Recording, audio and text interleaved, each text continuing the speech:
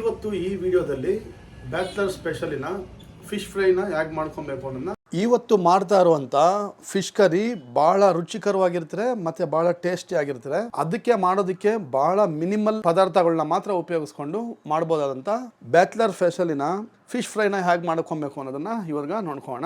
Hi hello ಎಲ್ಲರಿಗೂ ನಮಸ್ಕಾರ. ನಾನು ನಿಮ್ಮ ವಿಜಯ್ ಮಾತಾಡ್ತಾ ಇದ್ದೀನಿ. ಮತ್ತೊಮ್ಮೆ ನಿಮ್ಮೆಲ್ಲರಿಗೂ welcome back to the cooking channel.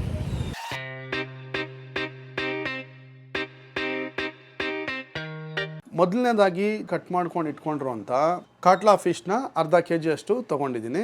1 tea spoon ಅಷ್ಟು ಪೆಪ್ಪರ್ ಪೌಡ್ರು, 4 ಟೀ ಸ್ಪೂನ್ ಅಷ್ಟು ಆಚಿ ಮಿಕ್ಸ್ ಮಸಾಲಾ ಪೌಡ್ರನ್ನ ತಗೊಂಡಿರುವಂಥದ್ದು, 1 ಟೀ ಸ್ಪೂನ್ ಅಷ್ಟು ಗಾರ್ಲಿಕ್ ಜಿಂಜರ್ ಪೇಸ್ಟು, ಅರ್ಧ ಟೀ ಸ್ಪೂನು ಜೀರಿಗೆ ಪೌಡ್ರು, 2 ಕಡ್ಡಿ ಕರಿಬೇವನ್ನ ಚಾಪ್ ಮಾಡಿ ಇಟ್ಕೊಂಡಿರುವಂಥದ್ದು, 1/4 ಟೀ ಸ್ಪೂನ್ ಅಷ್ಟು ಅರಶಿನ, 1 ಸಣ್ಣ ಸೈಜಿನ ಈರುಳ್ಳಿನ ಕಟ್ ಮಾಡಿ ಜ್ಯೂಸ್ ಮಾಡಿ ಇಟ್ಕೊಂಡಿರುವಂಥದ್ದು, ರುಚಿಗೆ ತಕ್ಕನಷ್ಟು ಉಪ್ಪು ಅಂದ್ರೆ 2 ಪಿಂಚ್ ಅಷ್ಟು ಉಪ್ಪನ್ನ ತಗೊಂಡಿದ್ದೀನಿ. ಈಗ ಕೇವಲ ಇಷ್ಟೇ ಪದಾರ್ಥಗಳನ್ನ ತಗೊಂಡು ಹೇಗೆ ಬಹಳ ರುಚಿಕರವಾಗಿರುವಂತ ಫಿಶ್ ಫ್ರೈನ ಮಾಡ್ಕೊಬಹುದು ಅಂತ ಹೇಳ್ಕೊಡ್ತೀನಿ.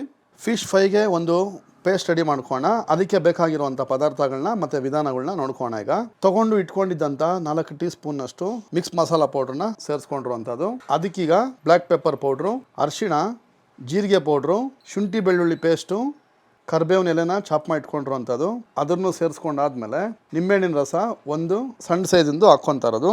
ಈಗ ಹಾಕ್ಕೊಂಡಿದ್ದಂಥ ಎಲ್ಲ ಪದಾರ್ಥಗಳನ್ನೂ ಒಂದು ಪೇಸ್ಟ್ ಮಾಡ್ಕೋಣ. ಈಗ ಒಂಚೂರು ನೀರನ್ನ ಸೇರಿಸ್ಕೊತಾ ಇರೋದು.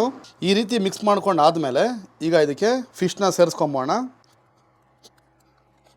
ಫಿಶ್ನ ಸೇರಿಸ್ಕೊಂಡು ಆದಮೇಲೆ ಎಲ್ಲದನ್ನು ಈಗ ಒಂದ್ಸರಿ ಕಲ್ಸ್ಕೊಬೇಕು.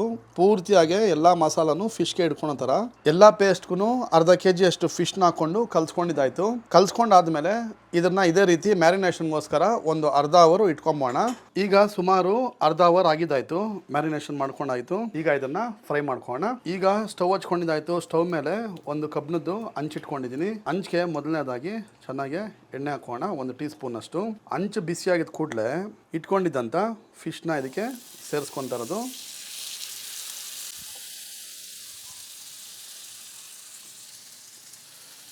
ಸೇರಿಸ್ಕೊಂಡಿದ್ದ ಕೂಡಲೇ ಇಮ್ಮಿಡಿಯೇಟ್ ಆಗಿ ಅದನ್ನ ತಿರುವಾಕ್ಬಾರ್ದು. 1-2 ನಿಮಿಷ ಹಂಗೆ ಅದ್ರ ಮೇಲೆ ಫ್ರೈ ಮಾಡ್ಕೊಬೇಕು. ಯಾಕೆಂದ್ರೆ ಇಲ್ಲಾಂದರೆ ಮಸಾಲೆ ಎಲ್ಲ ಬಿಟ್ಟು. ಈಗ 1-2 ನಿಮಿಷ ಆಯಿತು. ಫ್ಲೇಮ್ನ ಮೀಡಿಯಮ್ ಫ್ಲೇಮ್ನಲ್ಲಿ ಇಟ್ಕೊಂಡು ಚೆನ್ನಾಗಿ ಫ್ರೈ ಮಾಡ್ಕೋಣ. ಅಗತ್ಯ ಇದ್ದಲ್ಲಿ ಎಣ್ಣೆನ ಸೇರಿಸ್ಕೊಳ್ಳಿ.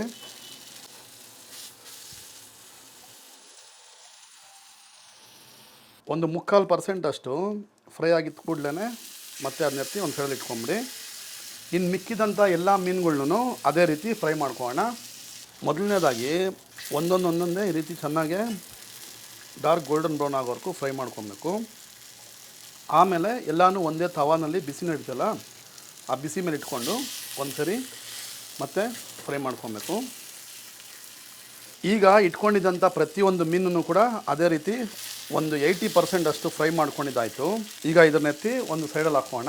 ಎಲ್ಲ ಈ ರೀತಿ ಕ್ಲೀನ್ ಮಾಡ್ಕೊಂಡು ಆದಮೇಲೆ ಫ್ರೈ ಮಾಡ್ಕೊಂಡು ಇಟ್ಕೊಂಡಿದ್ವಲ್ಲ ಅದನ್ನು ಮತ್ತೊಂದು ಸರಿ ಎಲ್ಲನೂ ಒಂದೇ ಸರಿ ಒಟ್ಟಿಗೆ ಹಾಕೊಂಬೋಣ.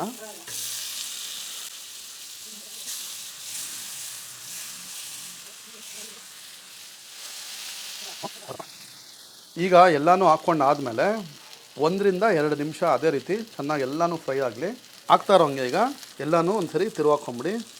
ತಿರುವಾಕೊಬೇಕಾದ್ರೆ ಸ್ವಲ್ಪ ಹುಷಾರಾಗಿ ತಿರುವಾಕೊಬೇಕು, ಯಾವುದು ಹೊಡಿಬಾರ್ದು. 2 ಸೈಡು ಫ್ರೈ ಮಾಡ್ಕೊಂಡಿದ್ದಾಯಿತು. ಈಗ ಸ್ಟವ್ನ ಟರ್ನ್ ಆಫ್ ಮಾಡ್ಕೊಂಬೋಣ. ಅದೇ ಬಿಸಿನಲ್ಲೇ 1-2 ನಿಮಿಷ ಅದೇ ರೀತಿ ಇರಲಿ. ಈಗ ಪೂರ್ತಿಯಾಗಿ ಎಲ್ಲ ಫ್ರೈ ಮಾಡಿದ್ದಾಯಿತು. ಒಂದೊಂದಾಗೆ ಪ್ಲೇಟ್ನಲ್ಲಿ ಹಾಕ್ಕೊಂಡು ಸರ್ವ್ ಮಾಡ್ಕೋಣ. ನೋಡಿದ್ರಲ್ಲ ಎಷ್ಟು ಸೂಪರಾಗಿ ಮತ್ತು ಎಷ್ಟು ಡೆಲಿಷಿಯಸ್ ಆಗಿರುವಂಥ ಫಿಶ್ ಫ್ರೈನ ಹೇಗೆ ಮಾಡ್ಕೊಬೇಕು ಅನ್ನೋದನ್ನ ನಾನು ಇವತ್ತು ನಿಮಗೆ ಈ ವಿಡಿಯೋದಲ್ಲಿ ತೋರಿಸ್ಕೊಟ್ಟು. ನೀವು ಕೂಡ ಬ್ಯಾಚಲರ್ಸ್ ಆಗಿದ್ರು ಸರಿ, ಇಲ್ದಿದ್ರೆ ಫ್ಯಾಮಿಲಿ ಆಗಿದ್ರು ಸರಿ, ಒಮ್ಮೆ ಈ ರೀತಿ ಟ್ರೈ ಮಾಡಿ. ಭಾಳ ಅಂದರೆ ಭಾಳ ಚೆನ್ನಾಗಿರ್ತೀರ. ಭಾಳ ಸಿಂಪಲ್ ಆಗಿ ಮಾಡುವಂಥ ಈ ರೆಸಿಪಿನ ಖಂಡಿತವಾಗ್ಲೂ ಟ್ರೈ ಮಾಡಿ. ಮತ್ತು ಹೇಗಿತ್ತು ಏನೋ ಅನ್ನೋದನ್ನ ಕಮೆಂಟ್ ಬಾಕ್ಸ್ನಲ್ಲಿ ತಿಳಿಸಿ. ನೋಡಿದ್ರಲ್ಲ, ನೀವು ಕೂಡ ಯಾರಾದರೂ ನಮ್ಮ ಚಾನಲ್ಗೆ ಹೊಸಬರಾಗಿದ್ದರೆ ದಯವಿಟ್ಟು ಚಾನಲ್ಗೆ ಸಬ್ಸ್ಕ್ರೈಬ್ ಮಾಡ್ಕೊಳ್ಳಿ. ಮತ್ತು ಪಕ್ಕದಲ್ಲಿರುವಂಥ ಬೆಲ್ ಐಕಾನ್ನ ಪ್ರೆಸ್ ಮಾಡೋದು ಮರ್ತೋಗಬೇಡಿ ಅಂತ ಹೇಳ್ತಾ, ಎಂದಿನಂತೆ ನಾನು ನಿಮಗೆ ಮತ್ತೊಂದು ಹೊಸ ವಿಡಿಯೋದಲ್ಲಿ ಸಿಗೋವರೆಗೂ ಎಲ್ರಿಗೂ ಟೇಕ್ ಕೇರ್ ಮತ್ತು ಹ್ಯಾಪಿ ಈಟಿಂಗ್.